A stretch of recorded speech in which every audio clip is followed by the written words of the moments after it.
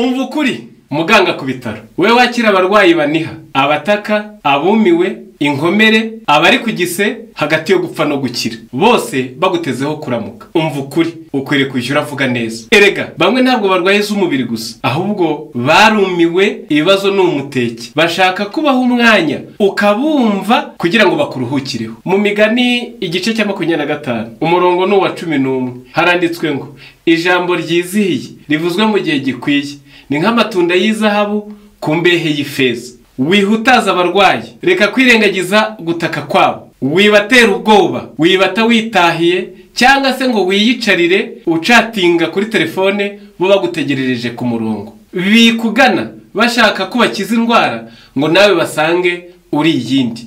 Umva ukuri, bwira abarwayi neza kandi ubiteho, dore ko ari cyo ushinzwe. Erega nawe warwara ukazajya kwivuriza iyo utazwi. Mu Bafilipi igice cya 4 umurongo ni uwa 5 haranditswe ngo ineza yanyu imenywe n'abantu bose. Muganga, aya magambo areba bose, ariko wowe yarakureba kuruta abandi, kuko ubugingo bw'abantu bukuri mu biganza. Umva ukuri, ita ku barwayi, babwire neza, banezeze, kuko nawo ni umuti kandi uzakiza benshi. Umva ukuri muganga.